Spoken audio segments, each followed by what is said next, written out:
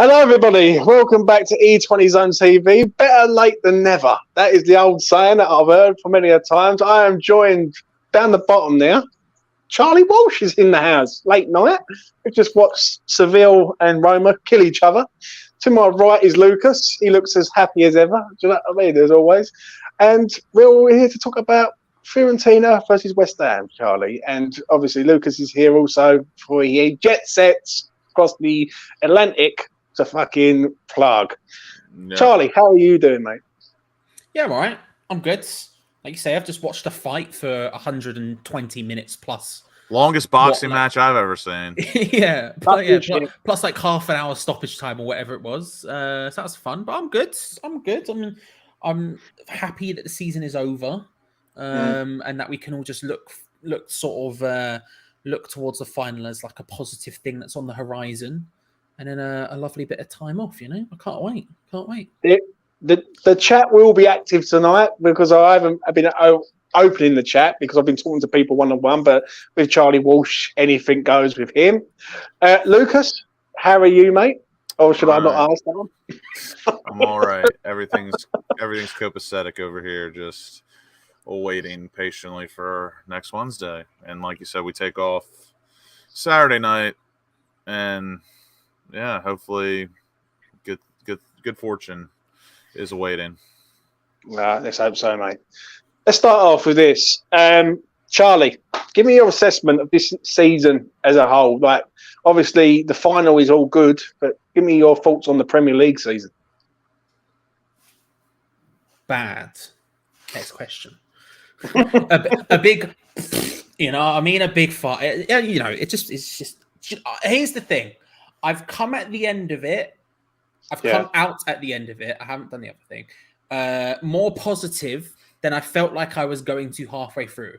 I felt like towards the end there were a bit more. There was some positivity vibes that we could also positive things we could take out, extrapolate from the mound of crap that was the season as a whole. And obviously we've got a Europa Conference League final to go, which is great. But look, it's over. And I'm very happy it's over. And I would quite like to not have to think about it. Like in a couple of weeks, let's say June 8th, for example, I will never have to think about it again. And that's exciting to me, James. That's very exciting to me. Listen, I absolutely fucking agree with you, mate. I will be honest. Like, I can't wait for June the 10th and then I can wrap everything up, shut everything down for a little while. Do you know what I mean? Chill out with a cognac and, not have a care in the bloody world.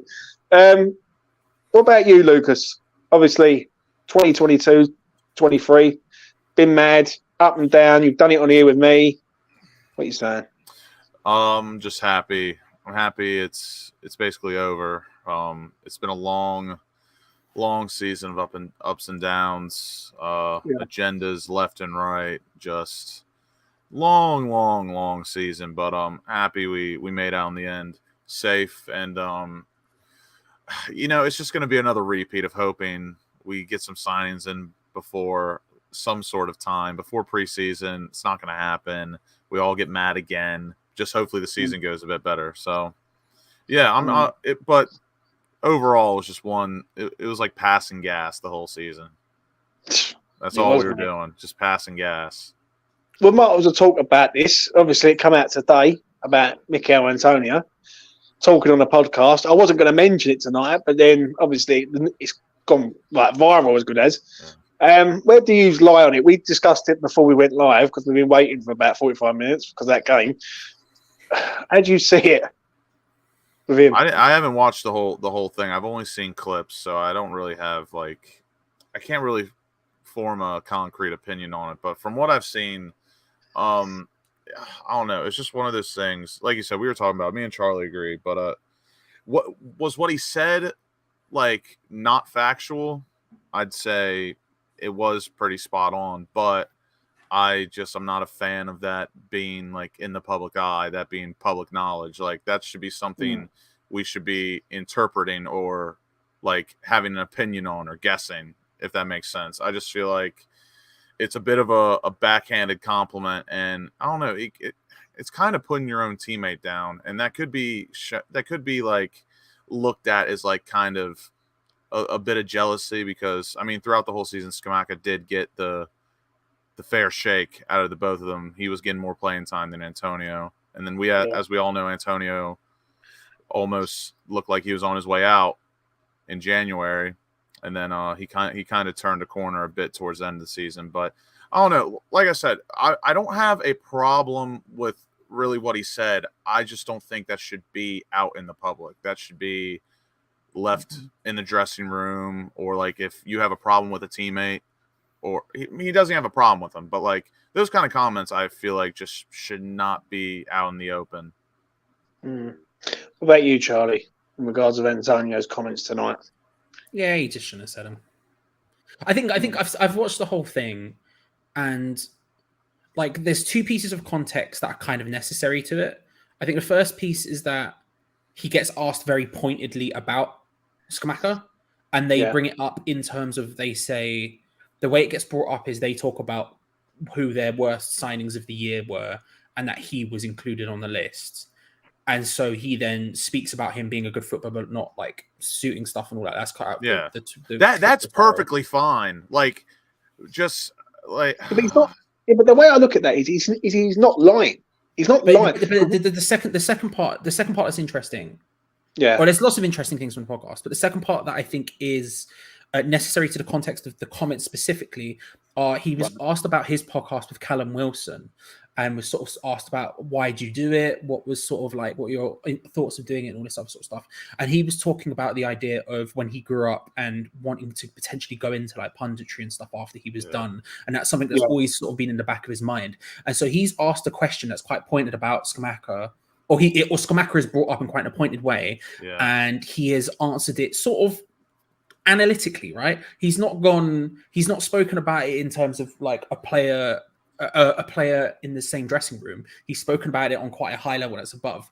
The thing about the comments are, like you say, James, one, it's sort of perfectly formed to cause an uproar. Cool. Yeah, I agree. It's like he says something that we all agree with, but he says it in such a specific way where it doesn't matter whether you're pro Moyes or anti Moyes. It doesn't matter whether you're pro Scamacca or anti Scamacca. It doesn't matter what your thoughts are on the transfers. It doesn't matter what your thoughts are on the squad going forward. You can get angry at it and frustrated by it and annoyed by it somehow. And he's not done that on purpose. That just happens to be the way that it's come out.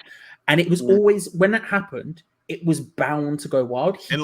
He shouldn't have said it. He just shouldn't have. Like, it's something that can be said. It's something that can be said, obviously, behind closed doors. I'm sure those conversations go on all the time. But in the public eye, especially in a situation where it's also about someone who has been so heavily in the news the last couple of days and weeks because of this whole stuff about rumors about him. It's a distraction. It's a distraction that shouldn't have happened. Because like I said before the show, do we all know that David Sullivan is a disgusting pig? Yes, we do. But if Declan Rice said in an interview on Sky, someone asked him, do you think David Sullivan's a fat, disgusting pig? And he goes, yeah, he's a pretty fat, disgusting pig. That's going to cause issues. That's going to cause problems. Even though we all know for a fact that he is a disgusting pig. But like, I agree with Charlie as well that like it wasn't an appointed way. It's just, at best, it's a backhanded compliment, and it's been made an issue now. It's a small issue, but it's an issue. And all he had to do was say, like, John-Luc is a fantastic player. I rate him highly. Like, he did, and then him saying that like he doesn't suit the way Moyes likes to play. That's the backhanded compliment. Like, yeah, but see, the thing is, I look at it from the other side. He's saying exactly what with a word this season. Like, I've heard some of the things I've heard. But that's not. This is the thing, though. That's our opinion, and basically what he's saying, because he's a professional footballer and he knows better than us. Like, he's almost kind of. It's obviously not a fact, but he's kind of cementing a thought that we shouldn't like really know more on, if that makes sense. Like, that should be left to be interpreted. Yeah, I understand that, but then there's been times, and I've heard so much shit this year in regards of coming out of like IT gays and all that. Like, basically, people have actually turned around and said that Moyes has actually asked players, "What's the best way of playing Scamacca?" When you're the manager, you should know the fucking. The thing is, I think the thing is with it is that it shouldn't be that I agree with it, that it should be fine for him to say it. If he said something I disagreed with, I would still feel the same way of you shouldn't be saying these things. Just because I agree with it, I shouldn't then go, well, he should be allowed to say it. Do you know what I mean? Like, off the top of my head, I don't know. Who's someone I love? Souček, there we go. Let's get real flipping annoying about it, right? If he'd come out and said some nonsense about Souček, I shouldn't be able to turn around and go, oh, he shouldn't be allowed to say that. What if Declan Rice said that about Souček? That would be wrong. That'd be totally fine. I just think it's one of those things where it's like, when you're praising a player, I think that's fine. Publicly, like, in that podcast, there's a bunch of different things that he says. There's the whole podcast is interesting for a bunch of different things he says. I think actually the Scamacca thing is maybe the least interesting thing about West Ham he says, if I'm being honest. Like, I think he says stuff about why we changed tactics and why we changed style. I think is super interesting. I heard it was a great podcast, by the way. Which is also great because I said at the beginning of the season we were changing style, and everyone's like, oh, and certain people were coming back to me like, I've not seen any evidence of it. Egg on all your faces, mate, because he agrees with me. So he's allowed to say that bit. No, but like, he says a lot of different things about West Ham and about playing at West Ham and different players. He speaks about Declan Rice and compared to other players in the Premier League. He speaks about tactics and going for top six and why this is difficult, it's being difficult, all that sort of stuff. But it shouldn't be a case of whether I agree or disagree with his comments or whether he should be allowed to say it. If you're praising something, say it to high heavens. I think that's totally fine. But when you're criticizing someone, and the thing is, I can't tell who even if he is criticism, I don't know who he's being critical of in that scenario, because you could make an argument he's being critical about 3 different people in that thing. It's not just Scamacca. It just shouldn't be in the public domain like that, especially when the season isn't over. Like 10 years down the line, when he's doing a podcast, 10 years down the line, where he hopefully comes on the Hammers Chat Patreon and does an interview on there like we have done with other former players. Hey, let's go.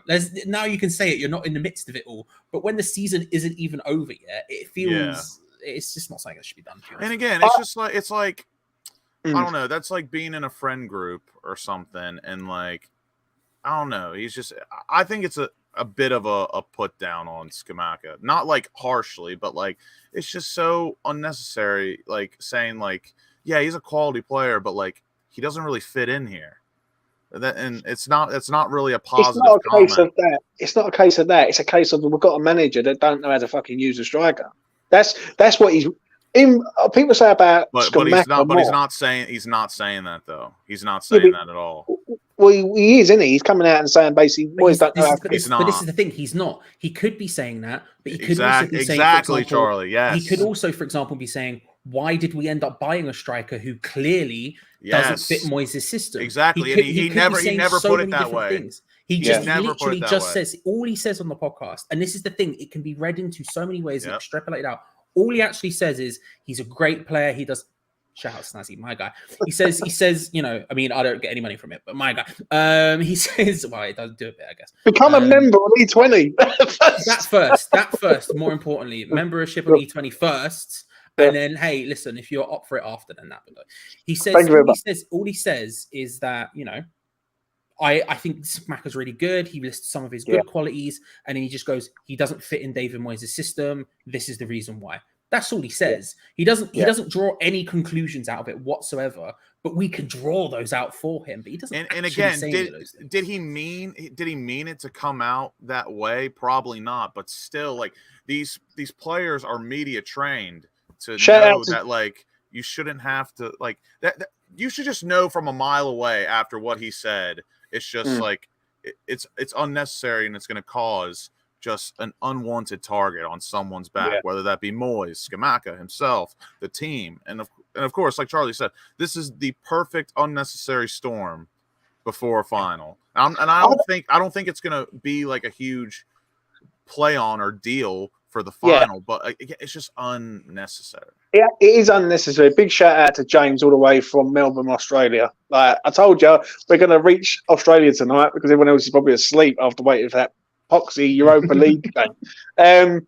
But listen, I hear what you lads are saying. Don't get me wrong. Is it that big of a deal? In my eyes, not really. I think we already knew what the crack was with Moyes and Skamaka and Antonio. Out of 10, I'm giving this deal a 5.5.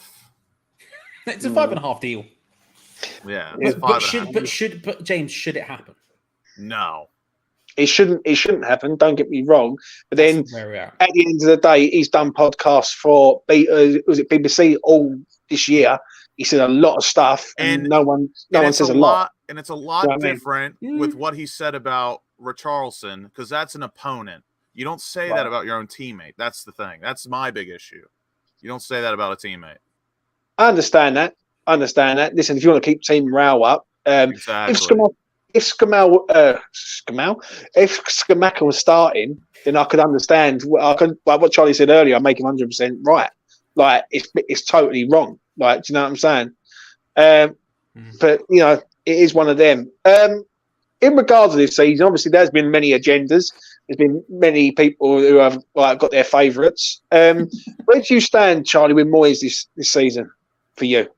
Oh, you really want to cause trouble? I know. I'm up for it. Mate, I love it. I'm here for it. I've just realised I've got chocolate everywhere, and I don't even know how. I've been eating chocolate when I've had this. Okay. Well, it's either that or the thing that comes out the other end, and we hope it's not that. Look. Right. Okay, we're here now. Okay. It's.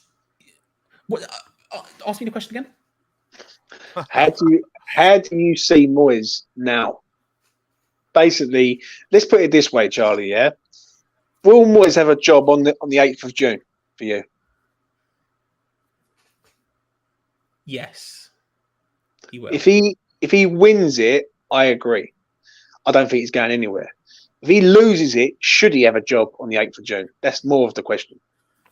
Should or will he?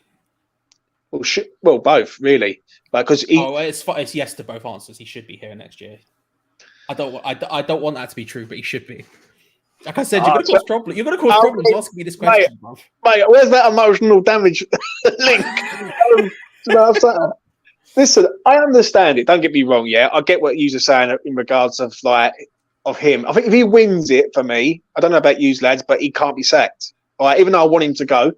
Right, I've been calling for him to leave for a long time. Don't get me wrong. You can't sack a manager who's just won us a trophy in 43 years. Right. Yeah.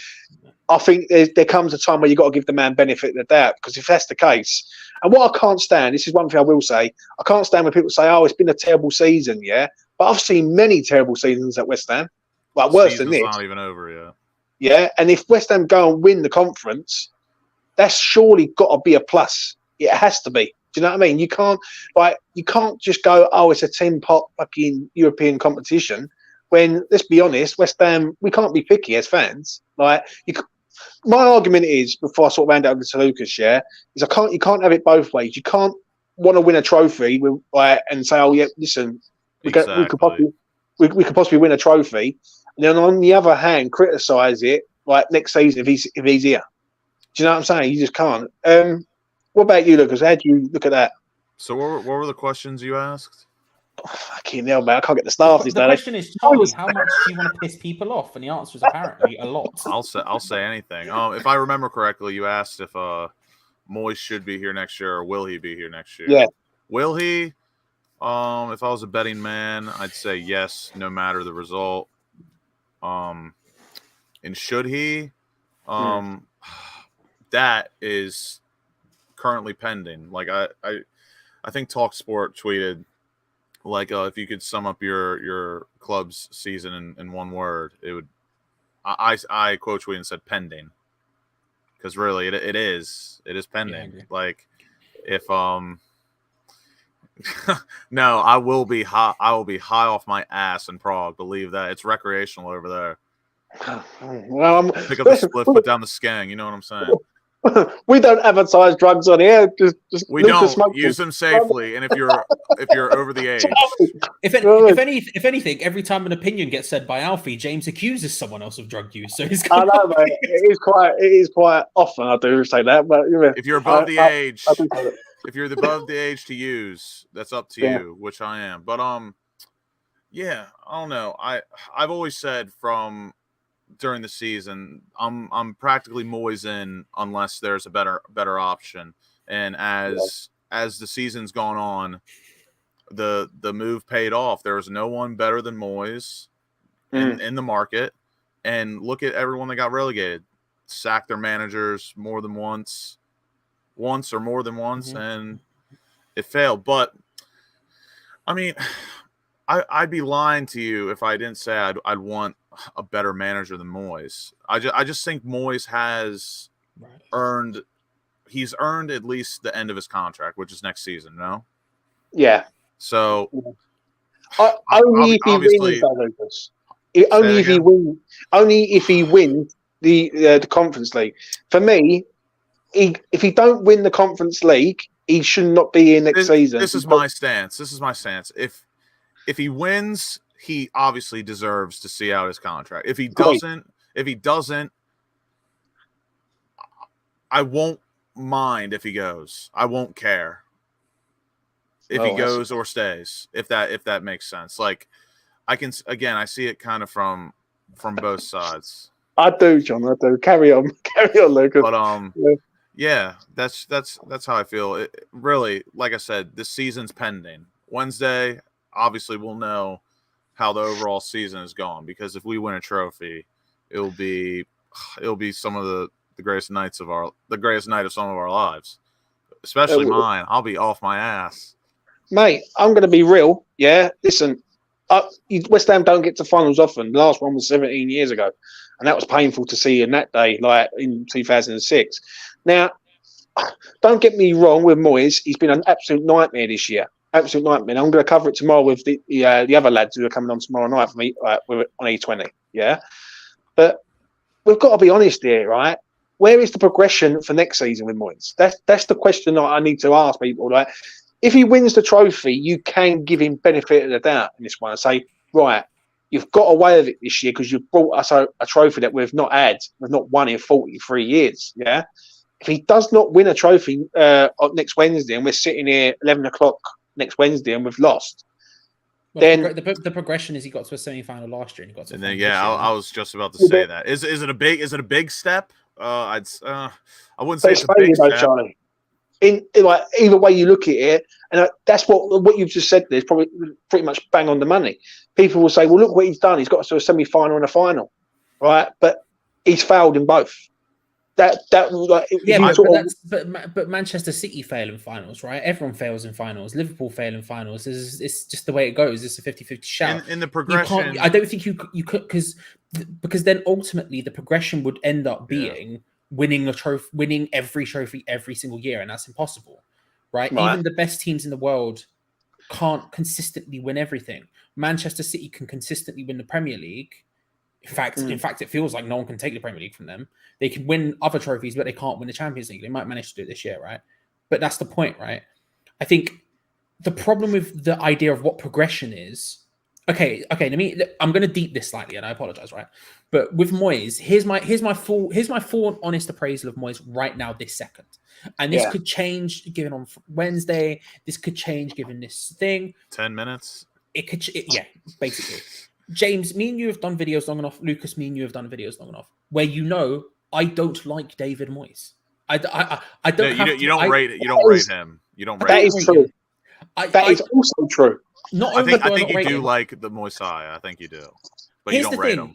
I don't like him personally either.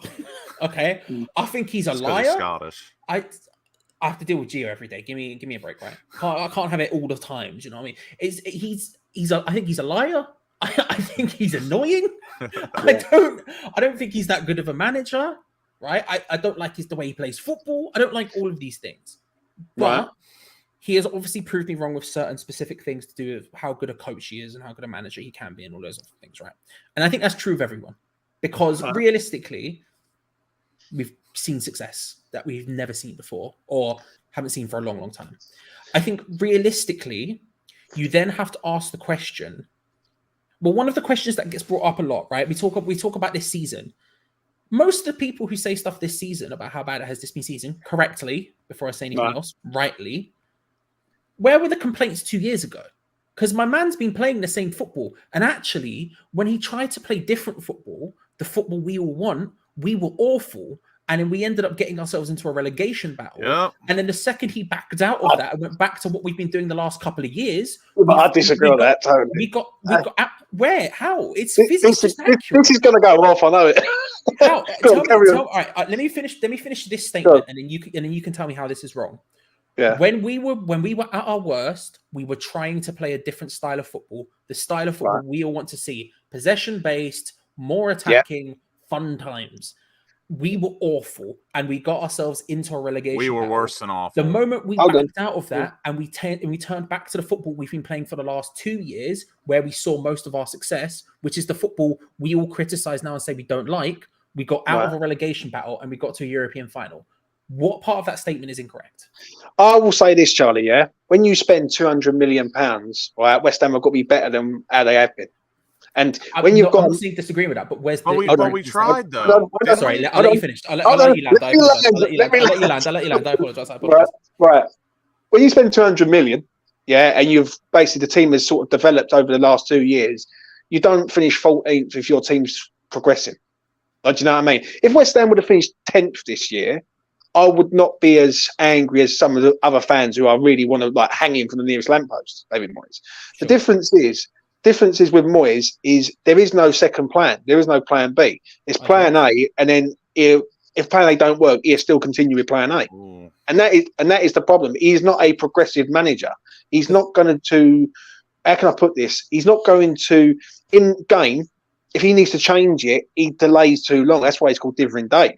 Like, do you know what I mean? You strongly agree. Yeah, strongly agree. Right. Do you know what I'm saying? So there has to come a time where you look at this and think, is this sustainable, this style of play for where West Ham want to be? And it ain't, in my opinion. I agree. I strongly agree with you on that. I really strongly agree with you. And not only do I agree, but it feels like the club agree. Because again, something Mikel Antonio said in that podcast and something that I'm literally saying right now, we tried to change. Mikel Antonio says the exact words, right? He was talking about the style and what happened at the beginning of the season. And again, people have said that I was wrong when I said we tried to change to a more progressive style of football. Bro, Mikel Antonio literally says the words we tried to do. So I cannot be wrong on this, right?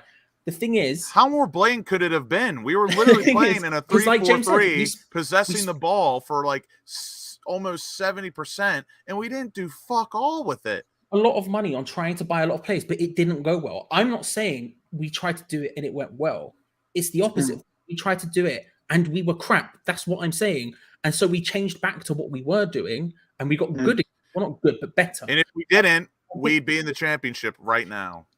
Yeah, but this all goes back to Moyes, though, doesn't it? Like, but you have to. What I mean is this, right? Is you have to look at it and you have to say these things, right?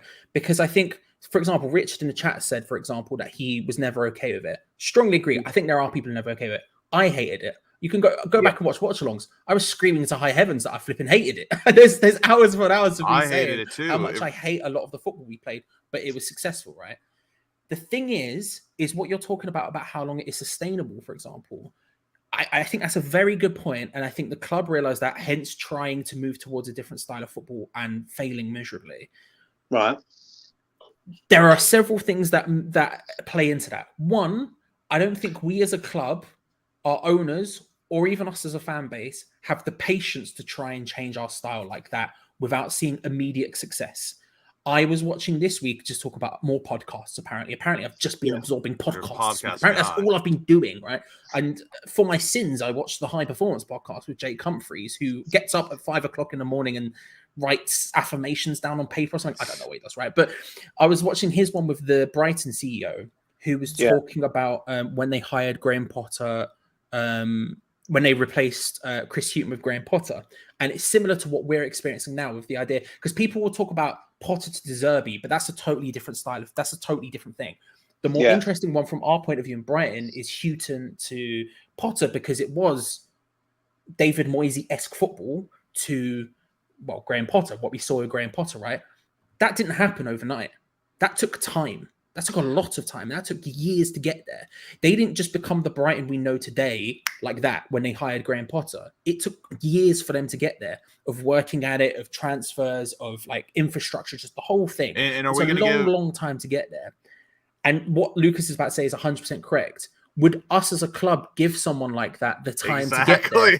No, and I don't think that's true for us at board level. I don't think they'd give us time to get there. I don't think they would put the infrastructure in place to get there. I don't think us as fans would give people time don't to get say there. a new manager deserves time, because if we wanted time, what are we doing? We wear our Rolex watch, mate. And so realistically with Moyes, this is where it lands. This is where it lands with David Moyes, right? Yeah. And this is why when I say, after all of this long spiel, because it's such a difficult, nuanced thing to talk about, because although when we talk about things on YouTube, it's much easier to be black and white, and it's much easier to be like, it's either this or it's this, because one, it's a lot easier to be emotional that way and to talk about things that way, and two, it works in different ways. Right? Media do the same thing. The standard changes once a new manager comes in. If you, like, in my opinion, if we get in a new manager and you think the standard should still be European football or challenging, I think that's ludicrous. Yeah, but the problem is, just to hear what I heard, what you were saying, right? But you've also got to look at this, that we have gone backwards in the league. Like, but the thing is, this is the point. This is the point, right? Is realistically, we were always going to go backwards at some point, because we could never. Because what's happening now, and this is where it gets really meta, is the top 6 is now a top 7.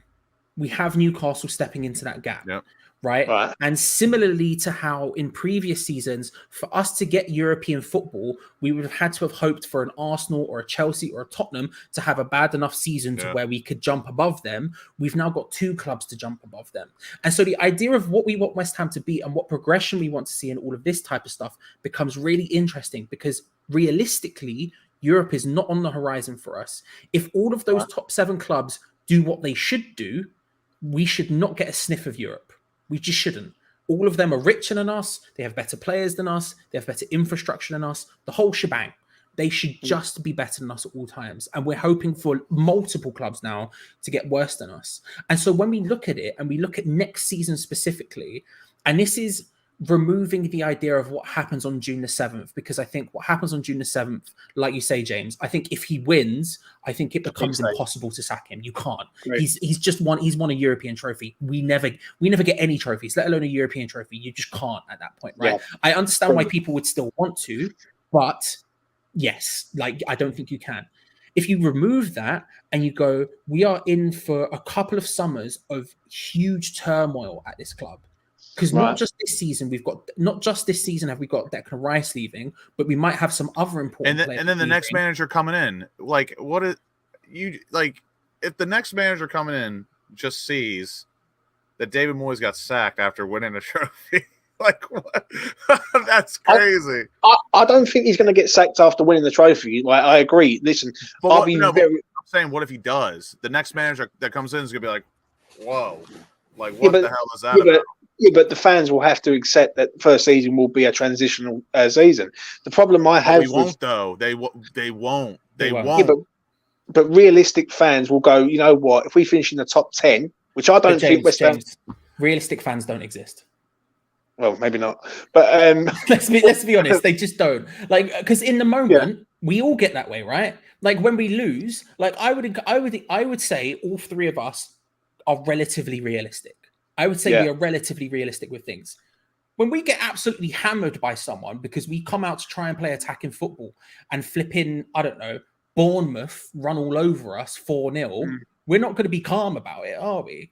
Realistic fans don't exist. Results are all that matters. I think what it is, though, Charlie, just to hear this, other fans, West Ham fans, look at other teams and look at teams like Brentford, who take games to the Big Six. Mm-hmm. And when West Ham play the Big Six, especially away from home, we set up in a way to sort of try and win the game in the last 10 minutes.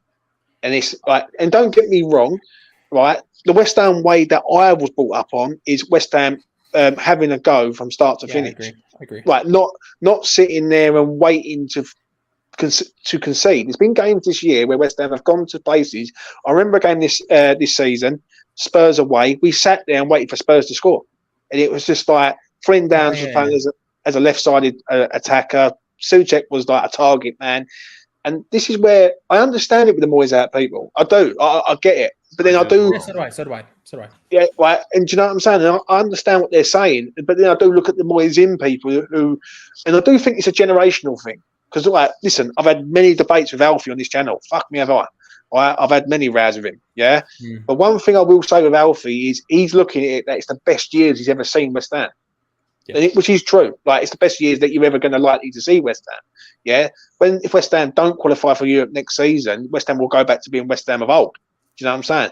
But is that... It's the style of play which I fear for next season, because without... But James, you can't have both. You can't have progression and you can't have style. You have to pick one. And or the we'll other. know the real progression next season. We'll know the real progression when these players that just came in, they're done with their first year in the Prem. They have a preseason. That's when we'll really know. And we'll see if the progression is factual. Because but is it progression, Charlie? Yeah. Like, and I say it to you finish your question and I'll land. Sorry. Right. I say it to both of you. Is it progression if we are going from 6th to 7th to 14th? That's going backwards. But the problem is, this is what I was going to say. So to finally land on my point, progression can't be judged over the course of singular seasons, because that's just not how life works. You know, it has to be judged over a longer period of time. 3 seasons, 4 seasons. It can't be a singular season. So if it was 5 seasons, up and things go down. If you look at it realistically and we judge it over a longer period of time, the last 3 seasons have been significantly better than the 3 seasons before that, and that is where the progression comes in. And it's because of seeing someone, and Paquetá, however you want to pronounce it, is a great example of that. He had he struggled, and then he came alive in the second half of the season, right? Yeah, great. Things aren't instantaneous. And so a season isn't long enough to be able to judge true arcing of progression. If we get a director of football this summer, which is something we desperately need, he can't just do it in a single season. It's not like we're going to hire a director of football and we go to him, right, we want to play like Brighton do. And then he goes, right, cool, we're going to buy these 11 players and then bang, go.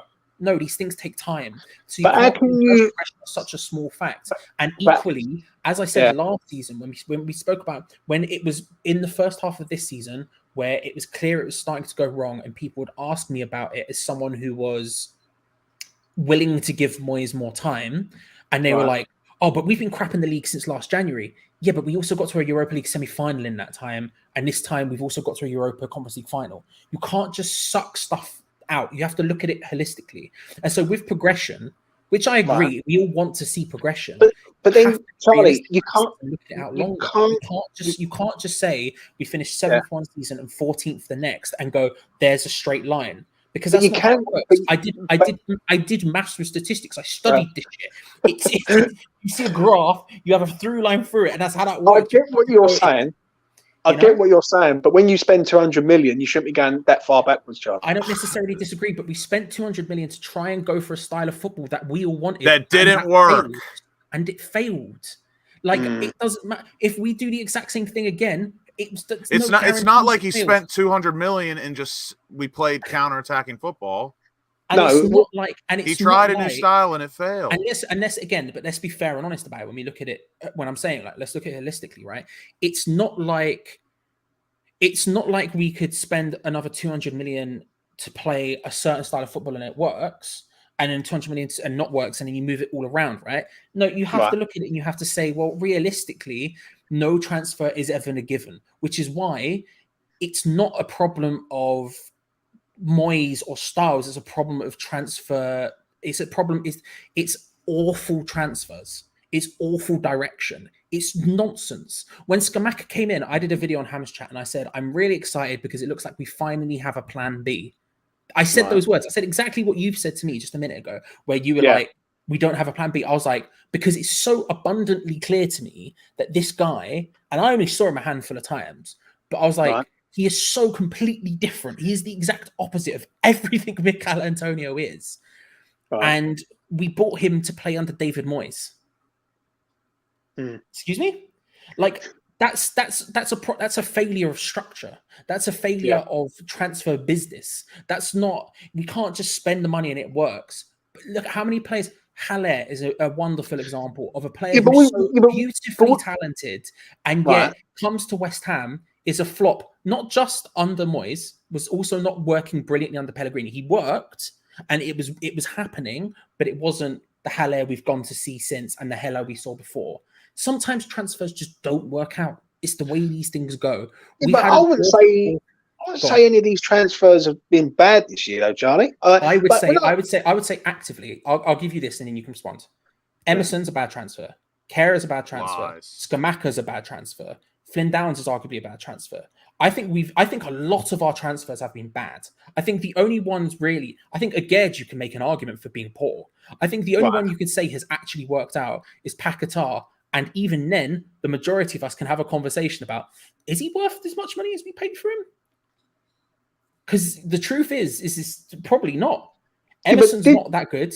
Kehrer has had 75% of some of the worst games I've ever seen someone play football. Skamaka is obviously clearly not worked because it just doesn't work. Like, it's just a bad idea to begin with. Flynn Downs doesn't look like he's worth what we've paid for him. Aged doesn't look like he's worth what we've paid for him. And I like Aged. I like Aged a lot, but I'm looking forward to responding to this. Let's be real about it. Right. Cornet has not worked out. That's another bad one. What transfers have we actually done last summer that worked? They're good players. They are talented players. Danny Ings. There's so many players here. Like, and this is the thing. This is my point with the Haller thing. A lot of these players are really, a lot of them, not all of them, are really talented players, right? Who I think could do amazing things at any other situation. I'm waiting, Lewis. Shout out, Alfie.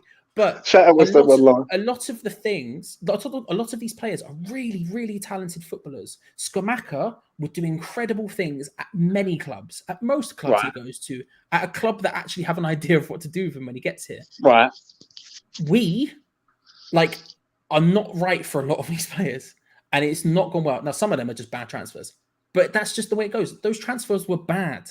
They were bad transfers. I've got to disagree. I'll tell you the reason why. Right. We're looking forward to this. Right.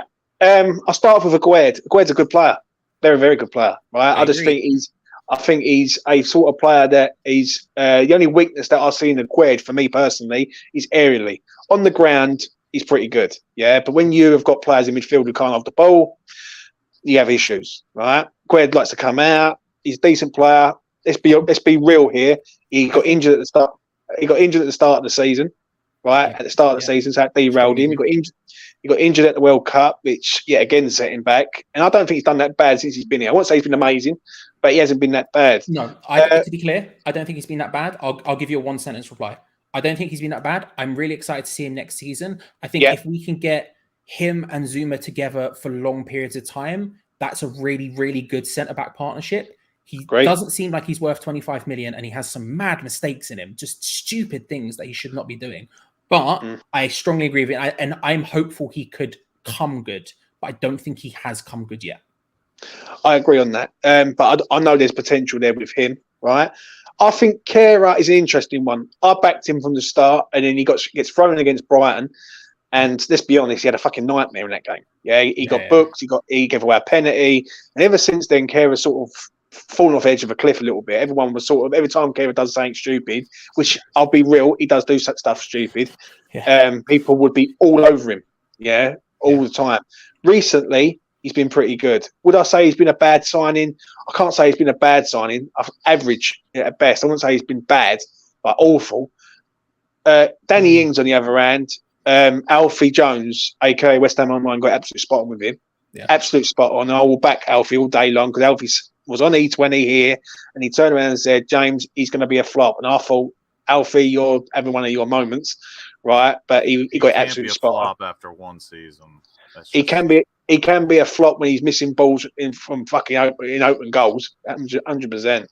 Cornet, for me, has had the worst bad luck possible.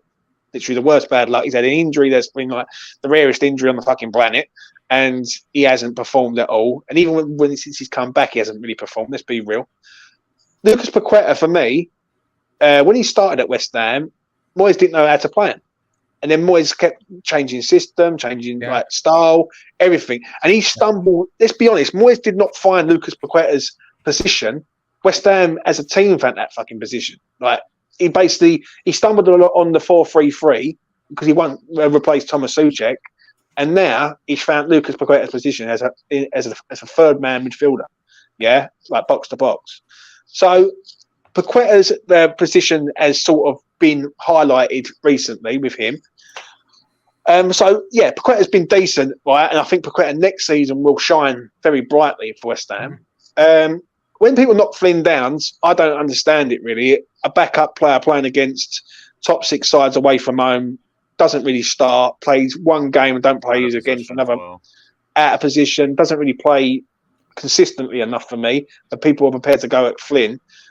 Is Flynn like going to be the next big thing? No, but he's a backup. That's what his job description is. He's a backup player for West Ham.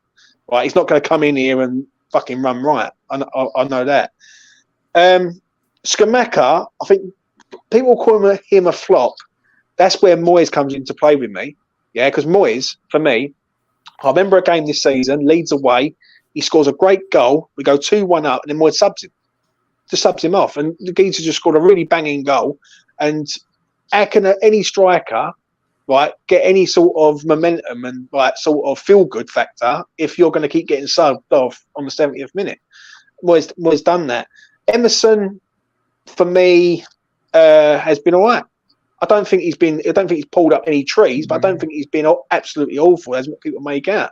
There was games in the Europa League, in Europa Conference League, where he's done all right. It's games in the Premier League he's done all right. But the left back situation has been a problem for West Ham for donkey's years. Like, I'm going back 6-7 years where West Ham have had problems at left back. Like, they've played so many people there, and in the end, they just don't know what to do. Do you know what I'm saying? So when you say they've been bad signings, are they bad signings, or does Moyes not know how to get the best out of good players? They're bad signings because that's my entire point. They're good footballers, but they're bad signings. You've just listed off a bunch. You've just listed almost all. You've listed off all the ones I mentioned, and you've given me a bunch of reasons why actually they're bad signings. Like again, we'll run through it. Danny Ings, we all can admit, what a mistake. Just bad. Panic buy though, Charlie, isn't it? Let's be real. We had panic buy. But that comes back to the whole and not even the right type of signing. Just buy someone who's vaguely buy a winger if you really want. I don't care at this point. At what point? And this is the thing with Scamacca. At least there was the excuse of we were trying to do something different. Danny Ings, we were fully in the grips of we're going back to normal, and we went. Yeah. Well, it's not even that. Danny Ings, he falls in the same category as but we spent £200 million. First off, Mark R said it earlier. We had to spend that money. We literally had 13 first-team players. We had to buy a lot of players. And Danny Ings, I wouldn't say Danny Ings was Danny Ings was a panic buy because we needed a striker. There's no one else available. We needed a striker. Yeah, but this is where the planning of West Ham United comes into play. Here, right? This is what I'm saying. This is my exact point. It's not that they're bad players. Out of the right, let me count them right. Aged, good player. Areola, good player. Flynn Downs, he's a footballer. Scamacca, good player. Cornet, a good player, but we'll see what happens after his injury, right? Tilo Kehrer, questionable, but fine. Emerson, questionable, but fine. Paquetá, good player. Danny Ings, I still think is a good player, but I think over the hill at this point, right? These are all players who in different teams would do really well. But how many of these transfers have worked out? Paquetá's worked out. Aguerd, I'd say, worked out. Maybe Areola, maybe Aguerd. I think Aguerd's a very, very good player. I agree with you, and I'm looking, and I say this, and people again are going to miss the nuance of the situation here and think I'm saying Aguerd is bad. Aguerd, very good, very, very excited. Love Aguerd. I really like him. I really like a lot of things to do with him. But for the amount of money we've paid for him, I don't think you can make the argument that he has been a good transfer. Not yet. Could be, but not yet. And this is part of the problem. We look at it and we say, these are all of the transfers we have made. How many of them have worked out? And that's why they become bad transfers. Because it was the buying of them is stupid.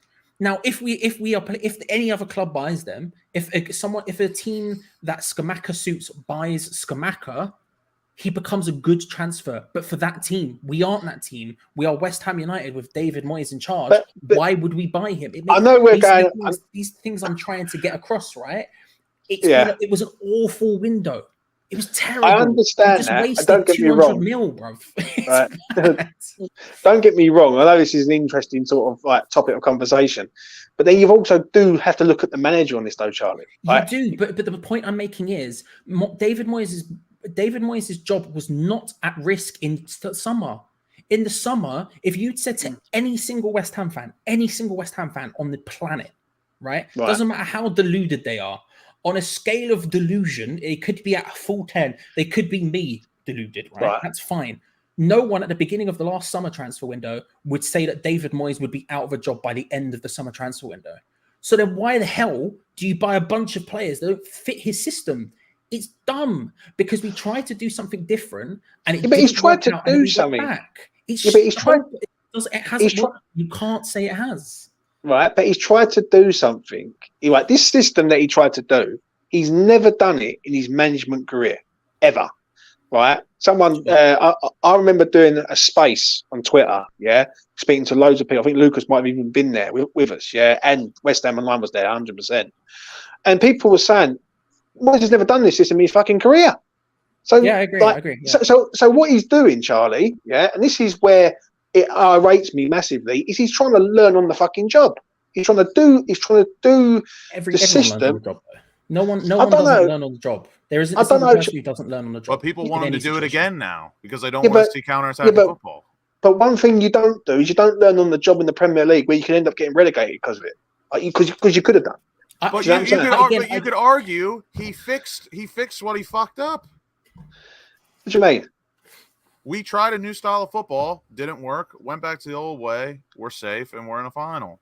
But listen, you can say that, but then it's okay saying it after the event. Do you know what I'm saying? Because at the end of the day, that is not going to happen next season. But after the event, it matters because at the end of the event, we know the outcome, and the outcome is we stayed up. Okay, so what do you want him to do now? We've tried a new style, didn't work. We went back to the old style, saved us, we're in a file. We want us to change our style again. The same thing could happen. But next season, is that what you're prepared to see next season? Because this is where I do see results. I care about West Ham playing a proper way and not. But James, I agree with you. I agree with you wholeheartedly. But I don't think you're being entirely truthful because you also care about progression, and progression means doing results, and you can't get one without the other. Which begets the question, and this is why I would keep Moyes next season. Right. I don't like David Moyes. I don't like him. He annoys me. He's just a liar. All right. Here's a little thing that I flipping hate. Right, like when we do the build-up show before our watch-alongs, and Gio and Gonzo will read out the team as it comes out, and then like someone will be in the team, and like Gonzo or Gio will be like, "Oh, there's David Moyes being a little trickster." And I'm like, "It's just lying, bro. It's just a lie. We can admit it's a lie. It doesn't make a difference. It's just a lie. It pisses me off to no end, right?" But here's why I would keep him. Because realistically, we're about to go into a period of huge upheaval at this club. Not only is there the meta upheaval of the way the Premier League works with the top 6 becoming the top 7 and all of these different things that are going around. We are losing Declan Rice, who is the best player we've had since Dimitri Payet. And realistically, the only player we've been able to have who's going to be sold who could potentially be sold for free figures, 100 million, if you understand what I'm saying. 7, 6 figures, whatever it's fucking. Yeah, however many it is, 8, 9, I don't remember. The point is, even Dimitri Payet, as good as he wasn't as young as Declan Rice is, right? So it was never going to happen, and not English. So like, this is the most value we're ever going to have out of a player. Similarly, we are looking at a new director of football. We're looking in the next couple of years at new ownership. We are looking at a huge upheaval in the squad in terms of the people who have been here for 6, 7, 8 years, to almost 10 in Aaron Cresswell's case, are going to be leaving and out of the door. We are going for a complete sea change at West Ham United. On top of that, we might just find ourselves in another European battle. We might see ourselves again next season in the Europa League. Given all of those things, do you want to add on to that, trying to get a new manager who's trying to implement a new complete style of football with a bunch of players that don't suit it, Because realistically, the players that we all know can 100% perform at this level are the players that suit David Moyes, as we've seen this year. Do you want to go for a new manager who could potentially screw that up and see us in a relegation battle again and all these things, and then us to have to turn to David Moyes again, or Sam Allardyce like Leeds have, or Javi Garcia like Leeds have, the new or manager Dyche deserves like Everton time. have, and all of these things?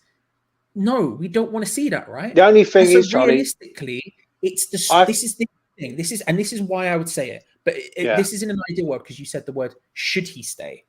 This is what I would say. If I'm in charge, he stays until the end of his contract. If it starts going peak Tom, and obviously you get rid of him like you would any manager, right?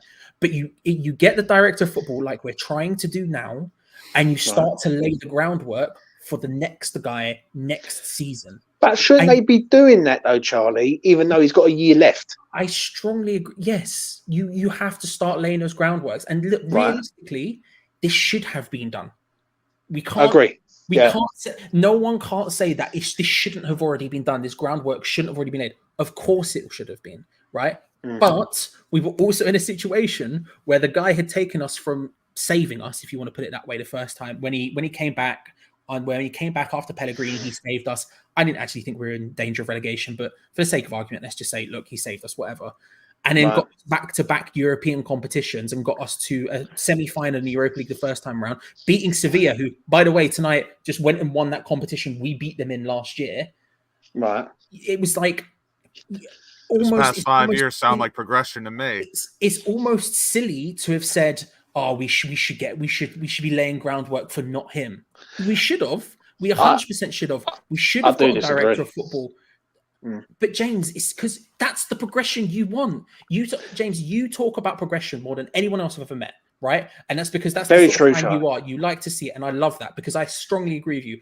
I'm all about the future. I remember the first season we did Hammers Chat was the last season at the Bolin, and we on a show, Gio asked me the question because towards the end of that season, there was a chance we could get Champions League football, and there was a chance that we could get to an FA Cup final.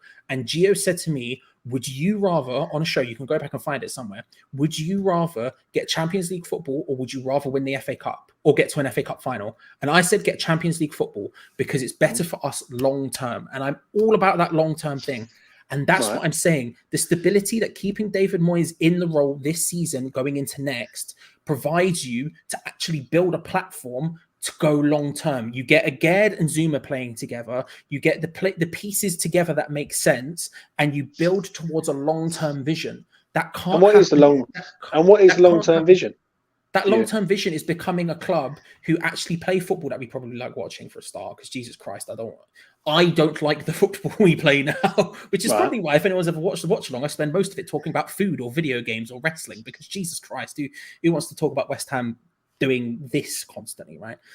And becoming a club who are smarter in the transfer market. The problem is one, the transfer market will never get smarter until David Sullivan leaves or loses control like a director of football. And, becomes a club that can actually, play youth players and do the stuff we all love to see. The problem is we're never going to get to a European stage. It's just not going to be, I don't think it's possible anymore. I'm pretty certain we are not going to be a consistent European contender. We can be best of the rest, but best of the rest now means 8th in the Premier League. See, I look at it a bit different like that. I really do. Right? I don't know why, but I just do. I understand what you're saying about progression, but for me, progression would be if West Ham would have finished in the top 10 this year. Right? If you're going to maintain, listen, I can accept a dip. But isn't that digression? No, but what it is, if West Ham are finished 10th, but got to a European final, finishing 14th and losing 20 games in the season is not progression in my eyes. That's going backwards. And you can sum it up and weigh it up any way you like. 20 game loss, and some of them games have been absolutely appalling. And some of the football that we've seen, it's just not sustainable for me. It just really isn't. I understand what you're saying about Moyes, but if you look at Moyes in 5 years, and say, right, in 5 years, what's he done? Relegation, 6th, 7th, 14th. If we finished 12th next season, West Ham have gone backwards. West Ham have gone from being very good to being absolutely awful again. So you can't have it. You can't have it both ways. Like for me, but you can't also judge next season without next season having finished. Well, if next season happens right now, right? If I was to look into the future right now, late night on this sort of lovely evening with you guys.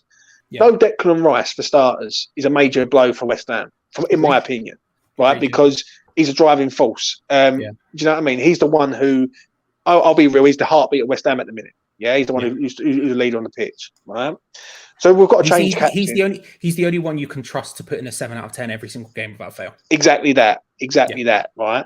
So you got to look at it like that. You take Declan Rice out of this team, then we've got to change him, right? And we've got to not only have we got to change get a new replacement in. That replacement's also got to hit the ground running straight away. So we've got to rely on not only buying a man, but we've got to get a man in the door who can kick off straight away and be ready to rock and roll, right?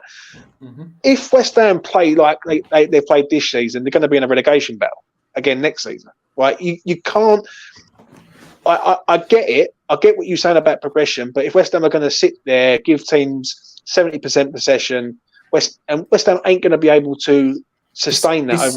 Disagree with the progression. Disagree with the possession, but if West Ham play like we did after the World Cup this season, we don't get in a relegation battle.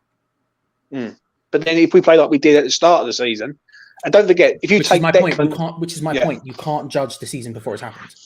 Right, I agree. I don't with you, back the odds of us having a season like this season next season. I think we've still got that $100 bet that we haven't discussed yet, but we will discuss that later. But what it is, so let's look into the future before I move on, because obviously we've talked about it for quite a long time. Yeah, apologies. That's no worries. It's been a good discussion, right? So let's look into the future next season. We're sitting here in a year's time, and basically West Ham. How would you see West Ham next season from for a Premier League standpoint? Because if we get Europe, I see the same again. I really do.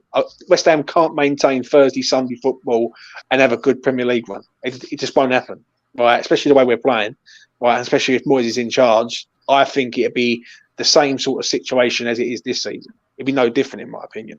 The only difference that it could be is we might move up from 14th to about 12th or 11th if we get knocked out of the top. What is it that we want? Like I give me European nights all day long. But you've got to earn them European nights, though, Lucas. That's the difference. That's the difference that I'm saying.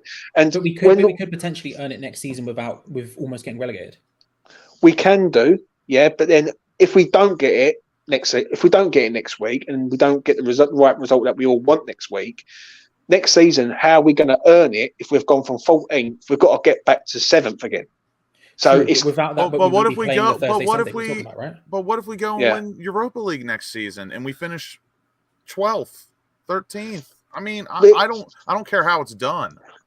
Then Moyes definitely isn't leaving. Champions League under David Moyes, baby. But the problem is, like, that's a very big long shot, isn't it? If he goes and wins the Europa League, but it's also a long shot that we play the same, if not worse, this season, next season, which our $100 bet comes into, which I don't think we play as bad or worse next season than we have this season. Listen. I hope not. But then if you take Declan Rice out of this team, you can't tell me that we're going to play better. You just can't. Well, we don't know because we need to see that money be spent. Do you know what I'm saying? Because you're losing a key member of your side. You've got to replace him. And let's be honest here before I move on. Whoever we bring in, we're going to have to bring in 5 or 6 new players straight away. It's right in certain positions. But sometimes having 2 good players is better than having 1 great player. Agreed. I disagree on that. If you've got 1 great player, that great player is going to perform week in, week out. Whereas 2 good players might not. Not necessarily. I think you're more likely to get at least 1 good performance out of 2 good players than you are out of. And that's my point. I think you're right. I think if you get rid of Declan Rice, when Declan Rice leaves, and I'm becoming more, I'm sort of 50-50 on whether I think he's leaving now, but we'll go 50-50. You buy 2 players. You have to buy 2 players, right, to replace him. But those 2 players could make us a better team. I believe that. Exactly. You buy a really good 6, a really good defensive midfielder, and then you buy basically an upgrade. And we're not replacing Rice. There's no one in the world that plays DM like Rice, so that's out the window. We cannot replace him. Yeah, so give me 2 good players. Give me 2 good players. No, I'm just saying you buy a really good 6 and then an upgrade on Thomas Souček. I think that makes us a better team. Yeah. Would you say Declan Rice, Thomas Suchek, and Paquetá is a better team than a really good 6 and upgrade on Thomas Suchek and Paquetá? Because I don't think it probably is. And then also, I think it enables us to go towards the goal we want better. I don't think it's just Deck on the pitch. I think it's Deck off the pitch and all the way which is where we disagree, because I don't think he's that good a captain. So I know. So we will move on. Even though listen, we've got James Collins in the building tonight, people. Ginge. Let's go. Ginger Pele's in the house. On, James, are you going to the fan zone for the final, or are you taking the trip over? I'm not. I am going for a all-day session in Romford, in Dagenham, loads of mates. It's going to be fucking mental. I'll be doing lives. I'll be pissed at me tree. It is what it is, but I mean, so look forward to the after where we inevitably lose. And my lord, is it going to be bad? Oh, it'd be epic. Do you know what I mean? Right. Let's talk. Listen, this was only going to be a 45-minute show. It's gone on to an hour. Yeah, sorry about that. That's my bad. No worries, mate. No worries. But Charlie, as we're an hour in, how do we approach Fiorentina in Prague? Exactly how we should approach like every game right now, which is we do exactly what we know works. We set up how we know we're going to set up. We try to hit them on the counter attack. We defend. We do the thing that we're best at. Simply put. I don't know enough. I haven't watched Fiorentina. I don't think I've seen them at all this year, so I don't know enough about their style of play or anything else. Yeah. I know like they've obviously got good players. I know some of their best players, but I don't know their style to really intricately break it down at any sort of level. Realistically, we set up in the way we should, which is we defend, we counter attack, we set up with our best 11 players, and realistically, that's enough to at least give us a 50-50 chance of winning, if not win the game. That's our best bet. What do you make of what about you, Lucas, in regards of approach?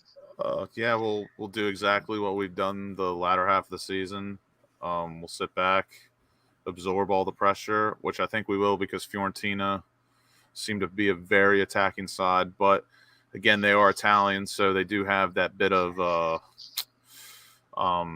what's the word I'm looking for? They just naturally know how to like stand tall, take some punches, even if they are very attacking. But I think we're just going to set up per usual, absorb all that we can, and then hopefully get them on the counter. Players wise for them, they've got some good players, and a few of them we've been linked with. Obviously, Milenkovic is one of them, who, let's be honest, we had a choice between him and Zuma, and we chose Zuma. He was in Canary Wharf. He was about to sign, and West Ham pulled the plug on it, and we ended up going with Zuma. Is it Cabral who's up front? Yeah. Got Cabral, Nico Gonzalez, Luka Jovic. They've got some good players in there. Akone from Lille. He's rapid and all, which is obviously the pace factor with them.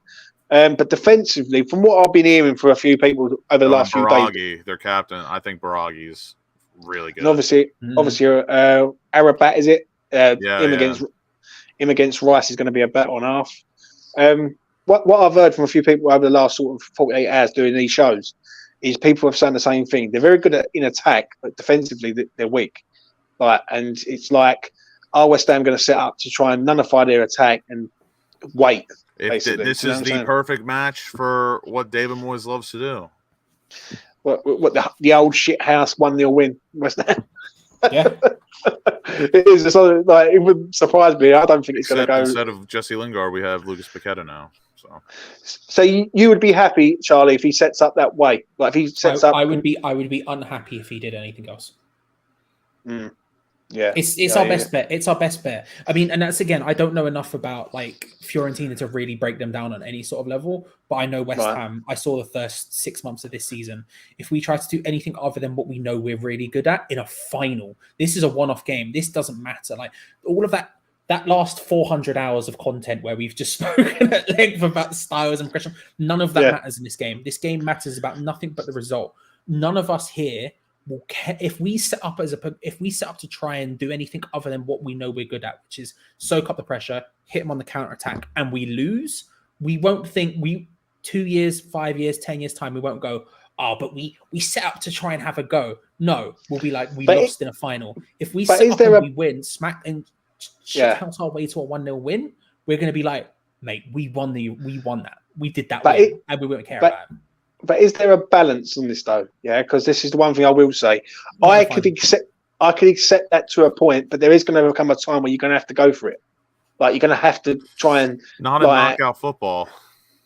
I don't know, mate. Because my attitude is I would rather attack and try and win the game rather than be containing and try not to lose the game. In general, I would 100. I agree with you. In a league match, absolutely, I agree. In a final where we know that's our best style of football, Exactly. Yeah. You play in the same way. In the same way that I'm sure you're going to. Yeah, you showed me before. Actually, you said starting 11s, right? So we're going to talk about players. I might prefer specific players to the ones I pick in my starting 11, but I know which ones work the best. I know which ones work the best. I'm going to pick because they're the ones that have to play in this game. It doesn't make a difference either way to me. Yeah, Imagine we go into the final playing 3-4-3 possession base like we did the first half of the season. I would be fucking fuming. Imagine he sets up 5 at the back, but we'll move on to the lineups and we'll talk about that. Gentlemen, lineup time. Let's go around the room and make it easier for us. Obviously, goalkeeper. Would we all agree, Areola? Yeah. Areola would sub Fabianski in for penalties. I totally agree with mate. Do you agree with that, though, Charlie? Yeah, I don't know if I'd sub him or not, but yes, Areola 100%. Just because it's harsh. Just because it's harsh. And in that situation, if we've only got a certain amount of subs left, I'd rather bring on people we trust to score penalties than to stop someone from saving them. But yeah. But to be fair, Areola is absolute wank at penalties. But he is 100%. But he should be starting this game. He should be. Yeah, but is it the right call though? Like, as in, like, if it comes to the 119th minute, I'll be honest. Either it will not upset me if Areola is not in goal, but at the same time, Areola has put in the work. He's done the job to get us here, and he deserves his shot. But I don't back him in penalties. Let me put it this way. This is why I say potentially. This is why I say potentially. If we've got one sub left in the 119th minute and Ben Rama is on the bench, do you sub Ben Rama on or do you sub Fabianski on? When you know Ben Rama is almost guaranteed to score you a penalty. Ben Rama is basically guaranteed. And now, don't get me wrong. We'll get to it. I'm starting Ben Rama. But I'm just saying, this is why I say potentially. My attitude with that, Charlie, would be I'd rather sub on Fab because Fab's got more chance of saving more penalties than Benny scoring one. Like, so you'd rather set up for defence rather than attack? Interesting. I know, mate. No, what I mean is in the penalty shootout, I'd rather have a penalty goalkeeper who's got more chance of like saving. You know what I mean, Charlie? You know what I mean? Stop trying to. I know. That's me just being a little bit of a dickhead. But I personally would rather bring on the person. That is also true. Do you know what I mean? But that's just me. But in general, I would rather bring on a person who's guaranteed to score your goal. But that's fair enough. That's totally fair. Yeah, I think both answers are fine. The point is, Areola should start. 100%. Right back for you lads. Now, for me, it's a toss of a coin all day long. Sufal. I think Kera has been on form. He done very well in AZ. He's been playing decent. He's got the pace to deal with that side if they've got pacey wingers on the flanks. I think Sufal is more sentimental than it is. Like, don't get me wrong, Sufal is a good defender. He is the better right back. He's the better starting. But Sufal's got no pace. That's the only problem. Kera can't defend one-on-one. True, he can't defend one-on-ones. But then, like, what we've got a player who can't defend, or we've got a player who's like got no pace. Do you know what I mean? So, for me, it's a toss of a coin. I would probably go with Kera if I'm honest. Like in this game, because I think he's on form. He's the only one who's on form, and we can't have no passengers with Kafal. Like, we just can't. Like, we can't hope that he turns up. That's the only thing for me. I don't know. You're both saying Sufal is the smart option. Sufal. Kera's too much of a liability. He's too much of a liability. You can't. Well, even though he's on form at the minute, Charlie. Yeah, but he's been on 3 games. You know what I mean? Like, I saw 20 before that where he was a complete and utter mess. I agree with you. He's on form, and that makes me consider it. But who do I trust more? Sufal. Yeah, well, we'll go with yours, Sufal. Left back. Cresswell. There's not even a debate in my mind. Lucas. I still think Emerson's better, but with the way the season's played out, probably Big game. big game, Emerson all day, if that's the case. But in terms of form, even still, Cresswell's not been good. He's been so average. Yeah. But it depends on how Moyes wants to go about the match. If he wants to attack, you play Emerson. If you want to sit back, absorb, Cresswell's probably the better option. So if it was me, then you play Emerson. If it was me, Emerson, but he will go with Cresswell, so I'll say Cresswell. For me, I will say this: it's a big game for Aaron Cresswell. This one, huge, right? Especially after last season, he can't do no fuck ups in this. He really can't because he could go down. I think no one can. Yeah. Is this a sentimental start? His comeback story? Yeah, it wouldn't surprise me. The end of the arc. Like the old full circle. So yeah, we'll go Cresswell. I think the two centre halves pick themselves, and Aguerd and Zuma. I think we'd all probably agree on that, wouldn't we? I'm starting Declan Rice at centre back. Let's go. Yeah, no, it's obviously Zuma and Aguerd. Them three, yeah, fair enough. Declan Rice starts. Lucas Paqueta starts. Yeah. Thomas Souček. You saying yes? He starts, yeah. The left-hand side, this is coming from me right now, yeah, is a 50-50 one again on this one. And I heard you say about Ben Rama earlier, and you know how much I back Ben Rama. Fuck me, I back this kid up, and it wouldn't surprise me if he scores the winner, and I will be rubbing it in WestHamOnline's face. But I'm looking at it over the longer term of the game, right? I think playing 4-0 from the start and bringing Benny on is the right call on this one. I really do. Two reasons. One, we need something off the bench if it ain't going right. And the second thing, if the game is dry and the game's 0-0 or 1-0, Ben Rama's a penalty taker. And if Ben Rama starts, he ain't going to be there for the whole 120 and then take a penalty. And you've got to take penalties into account that it could go to pens. So for me, 4-0 would be the man. He's on form. This is where I disagreed with you just a minute ago when you said about Kehrer. 4-0 is on form, and if he plays, he could do 70 minutes and come off, in my opinion. What do you think on that? Who can you first? I just need to look something up quickly. Oh, yeah, knockout football, 4-0 on form. He fits knockout football. He has to start. Yeah, and I've said it from Ben Rama's first season. He is our best bench option. He's our biggest start off the bench. I think Ben Rama is at his best when he's off the bench. So in knockout football, 4-0 does exactly what you want to do, even when he's out of position. He does exactly what you should do in knockout football. He has to start. And Ben Rama, imagine Ben Rama coming off the bench after 90 minutes, 30 minutes of extra time, just going to defenders. That's what I want. And I've said it from minute one. I don't care what you think about 4-0. 11 out of 10 times, I'd rather start 4-0, bring Ben Rama on. It never works the other way around, ever, ever, ever.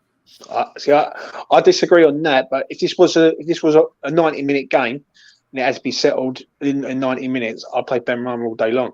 Well, but it's not. This is knockout football.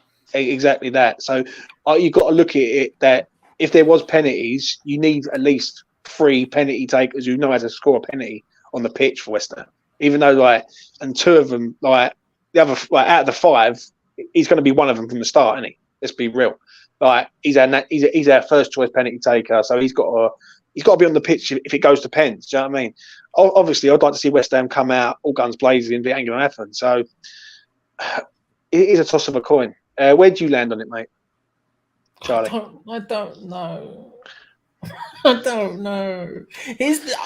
Because initially, when I thought about this before we started, I was the exact opposite of you, James. In that I prefer 4-0 to Ben Rama, but I would start Ben Rama and then think about bringing 4-0 on as a sub. I just think of it. I think 4-0 is a 90-minute player. I think Ben Rama is like 30 to an hour. That's where he's most effective. I don't think Ben Rama is a 90-minute player. That's just always. I don't know why I've convinced myself over the last 2 weeks that all of a sudden I trust Benrahma when I don't. I don't know why I don't know how I've managed to convince myself of this. Like I'm just like, but all in my head for some reason, I'm just like Benrahma has to start. But actually, maybe you're both right. Maybe Fornals should start and Benrahma's the guy to come off the bench. But he's only coming off the bench. Man, I just look at it this way. I know Fever disagrees, like in a 90-minute match. But, like, for me, you have to have a threat off the bench. Like, you have to have a threat off the bench. I'd rather... But Fornals has come off the bench and scored recently. Yeah. But that's like a blue moon. Benrahma has consistently shown in his time here, when he comes off the bench, he makes an impact immediately. But the only problem I have with that, Lucas, is when West Ham are either behind or struggling to get going, he has to come off the bench, and the fans will criticise him and say, "Oh, fuck me! What does Benrahma do when he comes on? Oh, he done nothing." But that's where he's effective. But the team will do fuck all in 70 minutes. But Benrahma will come on, and everyone thinks he's going to be like the fucking saviour all of a sudden. The only reason why I say this, and listen, I say it through gritted teeth because obviously I backed Benrahma up, and I've done since the moment he arrived. But in my mindset, I'm thinking of West Ham United Football Club here, and I'm thinking 4-0 starts, Benrahma comes on. You've got an impact off the bench. You've got a penalty taker coming on if it goes to pens. It works that way, in my opinion. If Cornet hit the ground running, I actually wouldn't be opposed to Benrahma starting. But fucking hell, he can't even hit the ball on target at the minute. But because he was offside, he can't hit a ball. Like you have to have Benrahma on the bench as an impact sub. Yeah, I hear you, mate. Charlie, what are you saying then? Benny or Fornals? Give me an answer. I don't know, bro. Oh, say it. You're opinionated. Just say it. I know, but it's the thing. I'm opinionated, but I don't. Here's the thing. I don't mind saying I don't know. Some people who are opinionated feel the need to give an opinion on everything. I just don't know. I would be content either way. Having listened to what you both just said, maybe Fornals should start. Although I think Benrahma's the right call. I think what's best for the team is Fornals starts and Benrahma comes off the bench. But you can't. I don't. I feel like picking players depending on what's going to happen at the end of the game, if it goes to that, is bad. I think you should think about it in terms of 90 minutes. Because actually, there's not even just 90 minutes. There's 120 minutes before you even get to penalties. Yeah. Oh, obviously, yeah. But then, obviously, when you're bringing Benrahma on, don't get me wrong, you also got to threaten extra time and all. I think, also, a lot of their players are going to be tired, aren't they, and wear down and everything. So it's just a no-brainer for me. I can't think of the last time Benrahma has come on for 25 plus 30 minutes and he wasn't effective. Was his final ball maybe shit? Yeah, but he's effective. He's going past players, getting by. Yeah, but he's good from the front though. Unless you make it sound like he's fucking shit from the front. No, but here's the thing. I don't rate him as a starter. I don't. I'd start Benrahma. All right, mate. And I think it's a mistake, but I'd start Benrahma. Oh, I knew Charlie. I knew I'd convert Charlie to the dark side. The thing is, here's what I'll say, James. Here's how I'll bill it. I don't trust Benrahma to score or assist in this game at all. But I just think systemically, we have seen that it has worked with Ben. Moyes has. I've been shocked that Moyes has continuously played Benrahma from the start in most games recently. But I can't say it hasn't worked. Right? The 11 that's on the pitch has worked. Therefore, it should stay the same to Benrahma. But I'm so stupid. What am I saying? It doesn't matter, Charlie. It makes no difference. It's going to be Benrahma, boys. It's going to happen. I just want to say this before I move on. Clip that up. He said he don't assist or score.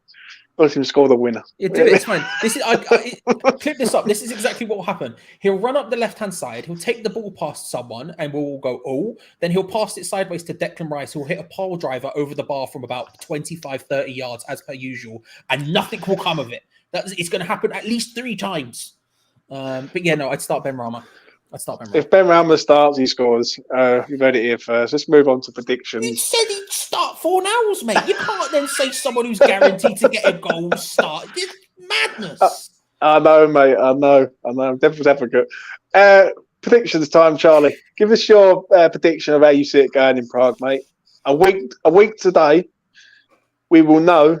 This time next week, if we've won it, or we're all crying in our fucking pubs. Real quick, shout out to all the British people that pronounce the letter Z. That's the Kane. pronouncing AZ, not Z. Just quick shout out. AZ. If anything, it was RZ.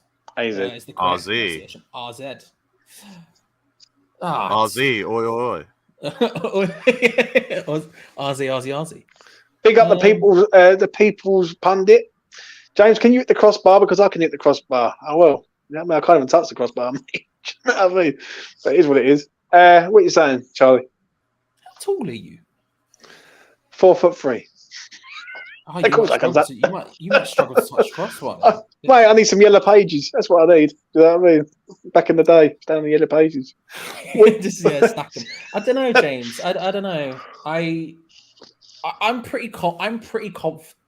Am I confident? Yeah, sure. Why not? I'm confident. Screw it. We're going to win. It's going to be 2-1. Every person that I've done on this fucking channel. Do you know what it is? It's the safe option, James. And we're taking the safe. All right, here we go. Big plays. It's going to be 1-0 to West Ham. I've also heard that option at all. Yeah, right? I think realistically, I'm confident, but I don't know what they're going to provide, right?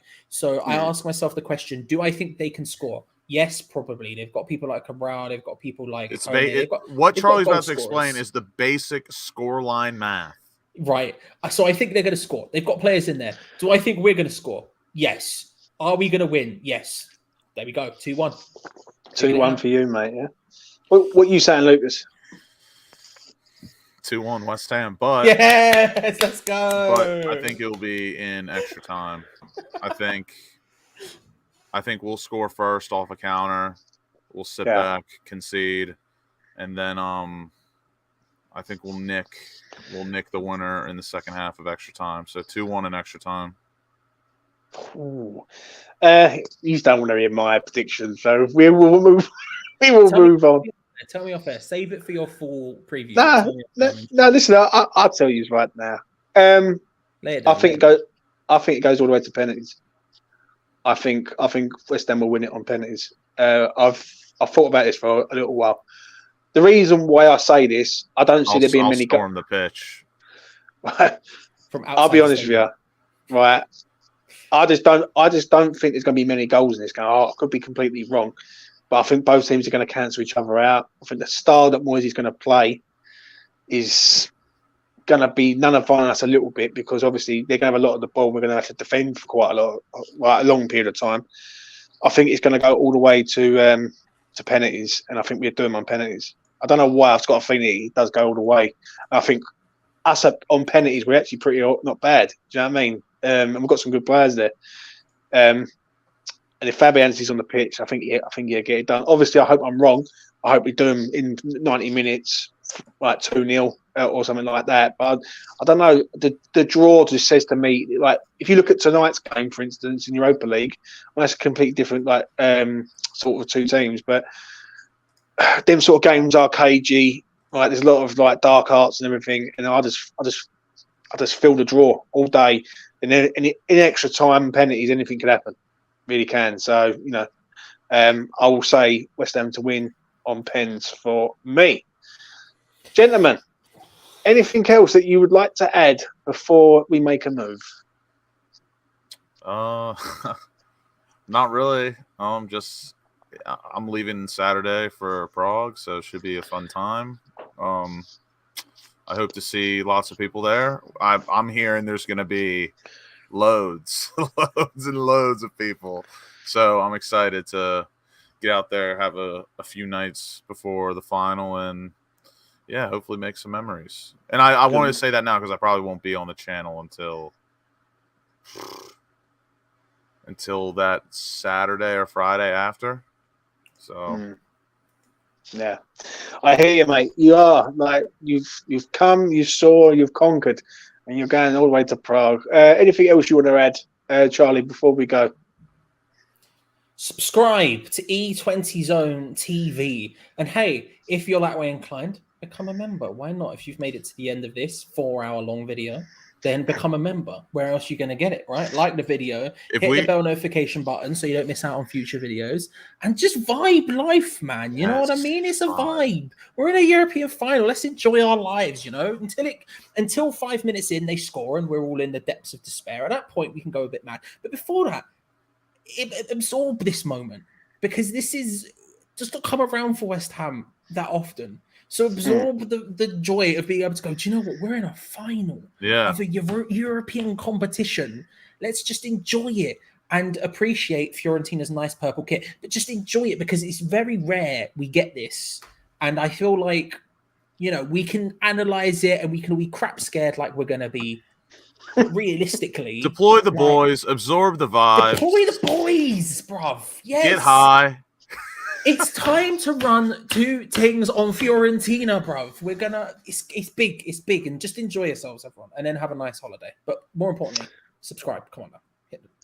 Thank you very much, Charlie, for the promotion. I really do appreciate it, mate. Listen, it's been really, really good, and I will say this: I'll totally respect Charlie Walsh. That's one thing I will say, and all the boys at Hammers Chat. No, I'm being real. Like I said this to Dan Lawless earlier on.